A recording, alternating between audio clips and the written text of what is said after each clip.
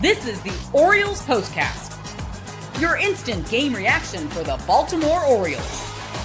Part of the Locked On Podcast Network, your team every day.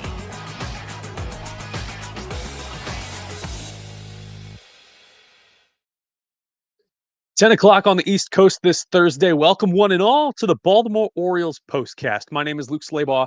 If you're new here, I'm the postgame show host here on Locked On Orioles. Final score tonight, the Houston Astros 7 and the Baltimore Orioles 2. This show streams live directly to YouTube immediately after every Baltimore Orioles game, available wherever you get your podcasts on demand. Go ahead. If you're new here, down in the chat, leave a comment on the game, what your thoughts are on this series. Looking forward, game 1 of 4 in the books against the Astros. And looking ahead, what excites you about this young core of baby birds, maybe looking ahead to 2026, as most fans are. Just saw the Astros last weekend down in Dyken Park. Orioles have won 3 series in a row and gained some ground in the wild cards race. And that's, a story for another time. The O's aren't necessarily competing for a playoff spot. However, leapfrogging the Twins is noteworthy just for this team finishing the season on the right foot, showing some fire. Had 3 questions going into tonight. Could Brandon Young take a step forward in his career after pitching a near-perfect game last Friday, 4 outs away from the first perfect game in Orioles history? Could Samuel Basallo handle full-time catching duties behind the plate with Adley Rutschman injured? And could the O's get one step closer to winning their 4th consecutive series this year? Had all those questions in mind heading into tonight. This is what you'll be talking about. I can answer all 3 questions in a word: no. None of that happened tonight. There's many exciting things to look forward to in life right now. There's a new Naked Gun movie out with Liam Neeson, which looks pretty cool. First Watch just unveiled their fall pumpkin spice menu with the pancakes and the donuts and their fall fashion, all that nonsense. Brandon Young getting flambéed on national television is not one of those things that I was looking forward to. There's an article out right now on MLB.com by Jake Rill. He's the team reporter, does a fine job. And he's talking about how right after the Athletic start, where Brandon Young was shelled, he went during a game with Trevor Rogers, got on an iPad, went pitch by pitch, and dissected the entire outing over a 3-hour span. First thought that came to mind was they should have a coach for that and put that on the staff. And secondly, there was a lot of, purple prose behind it. And Trevor Rogers saying that Brandon Young's command was pristine. He had amazing stuff, that he could, quote, dot a gnat's behind or booty or whatever you want to call it. That did not happen tonight. And we saw that early and often from Brandon Young. Time to reveal where the game was won or lost. It's the turning point. First inning. And we know Brandon Young likes to work quickly, and when he and Cade Povich and earlier this season, Dean Kramer got early outs and were working through a top half of an inning, or getting the first 2 outs relatively quickly, things started to spiral after that, whether it was command or a booted ball or a hit given up. It just sort of avalanched after that. He gets Jeremy Pena to ground out to Kobe Mayo on 2 pitches. Carlos Correa then singles to left field on a breaking ball. And with 2 outs in the inning, he's ahead 1-2 in the count to former Oriole Christian Walker. Dangles a splitter in the middle of the plate, and Walker hits it to left field, a bomb, for a 2-run home run and a 2-0 score. 18 pitches for Young to get out of that first inning. He is not perfect, not even close to it on this Thursday night. Top second first pitch, former Cubs legend Victor Caratini getting a fastball outside and singling. And then Mauricio Dubon, a 1-2 slider, hits a tailor-made double play ground ball to Gunnar Henderson, kind of a 7-hopper, as AJ Pierzynski said on the National Fox broadcast. Gunnar to Holiday to Kobe Mayo. It's called a double play on the field, and Jacob Melton is announced in the batter's box and the Astros challenge. To the naked eye and ear, it felt like that 15 or 20 second understood time rule for challenging a play had elapsed, but the Astros challenge, it's successful. It goes down as a fielder's choice. It's been the last couple of series. However, it feels that the Orioles have had trouble turning the double play, particularly on Jackson's side, the relay. even the feed from Jackson. And we'll get to that in the next block because I have a solution for that. Melton then comes to the plate, works a 9-pitch at bat, full count walks. While this is going on, ball 4 is called. Dubon, with plus speed, is taking off on a 3-2 count to try to steal second base. Samuel Basayo, behind the dish, taking over for an injured Adley Rutschman, comes up firing on a 3-2 pitch that's called a ball. Dubon can moonwalk into second base. However, Basayo's throw goes high, and throwing error lets Dubon advance to third. Jeremy Pena grounds out. Melton advances to second. Then Carlos Correa again. 1-1 fastball inside, hits a single up the middle, and 2 runs scored, where otherwise it seems 1 might have. 4-0 score after 2 innings.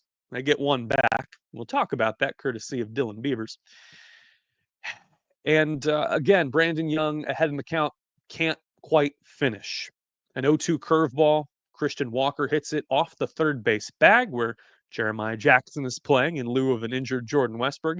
It's a 2-bagger for Walker. And then Jesus Sanchez, who had an incredible night, 5 for 5, gets a first pitch fastball, singles to left center field to make it 5-1. And then Yainer Diaz in the DH spot tonight gets a 2-1 slider high in the zone where he likes it, cranks it to left center field over the fence, 7-1. And ain't no coming back from that when you've buried yourself 2.5 innings into the game. And that was when the first mound visit of the game happened.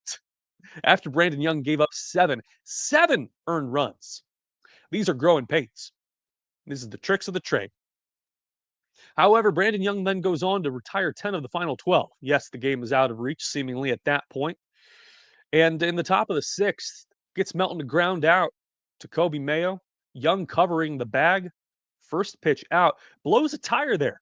Limps off the field with what the Orioles are calling left hamstring discomfort. The word discomfort has been thrown around vaguely and way too much by this organization. Yarmil Geraldo comes in. That's it. Bullpen shuts him down. Young goes 5 1/3, 7 earned runs, 9 hits, 2 bombs, 1 strikeout, and 2 walks, one of which comes back and bites him. Retires the final 10 of 12, though. He got that going for him. Coming up, we'll talk about Dylan Beavers succeeding out of the 8-hole, his first major league home run, which we'll break down, and a kind of a get-rich-quick scheme I have. You want the Orioles to compete in 2026. You want to see this team push for the playoffs, be elite again, run the AL East. Got an unconventional strategy that involves Jackson Holiday.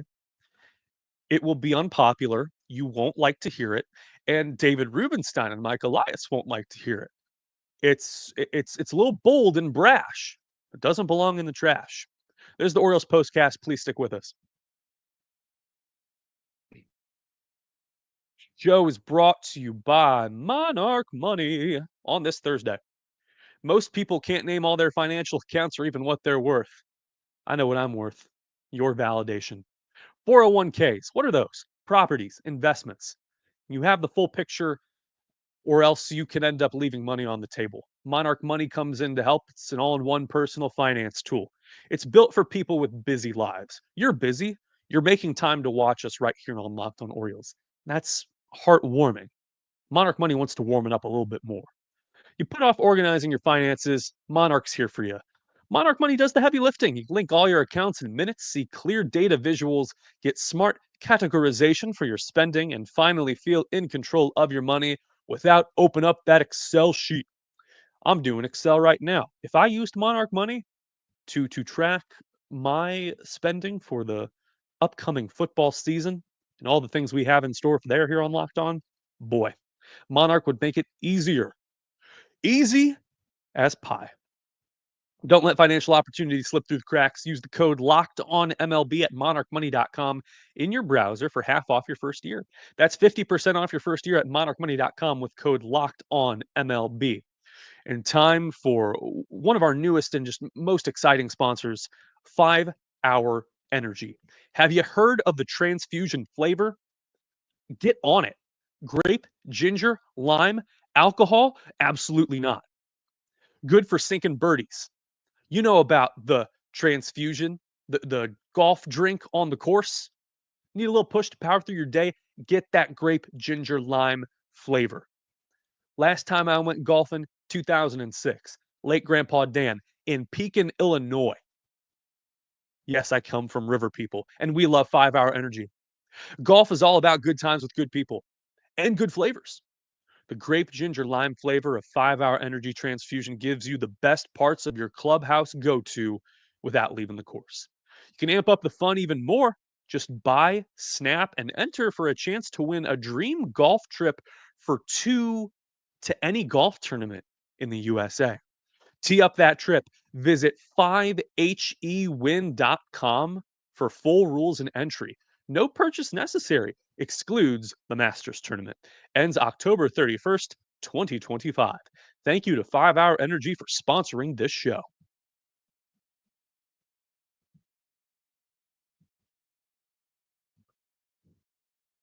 The Orioles saw Jason Alexander last weekend, and both times were kind of befuddled by him. Doesn't throw hard, maxing out at 93 miles an hour on his fastball, mainly goes to the two seam and changeup.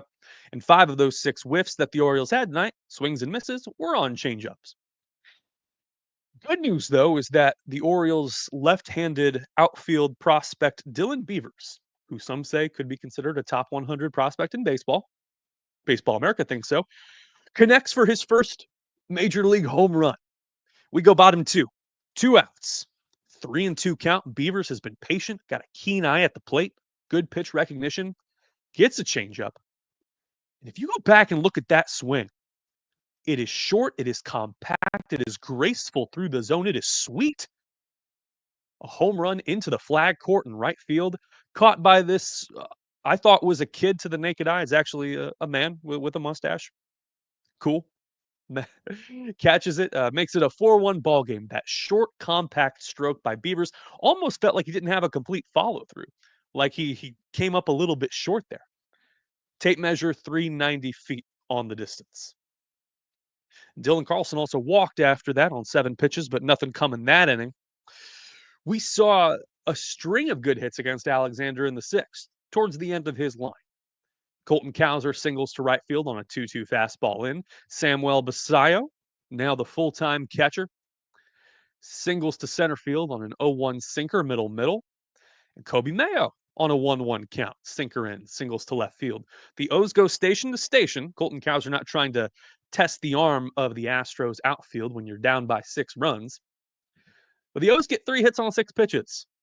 That was the end of the line for Alexander. They bring in Stephen Okert to face Beavers to have some lefty on lefty action. Mayo's single, by the way, the lone hit that the O's had tonight with runners in scoring position. They finished 1 for 7 on the night. With Beavers up, he falls behind 0-2, then gets a slider high. He grounds to Christian Walker at first base. It goes for a 3-6 fielder's choice. No one from the Astros covers first. Okert did not get over. A run scores, and that's how we got our final score of 7-2. 1 for 3 day for Beavers. He stays hot with 2 RBIs and a walk. I mentioned the 2 throwing errors here in the rundown. If you're watching here live on YouTube, if you're not, why aren't you watching on YouTube? It's the best part. We mentioned the Samuel Basayo throwing error. There was a wild pitch, at least by Grant Wolfram, that he couldn't totally corral, but that's not on Basayo at all. Jackson Holliday is struggling right now at the plate and in the field. Whether it is the seemingly slow turn times on double plays or booting balls. It's starting to weigh on him, it looks like.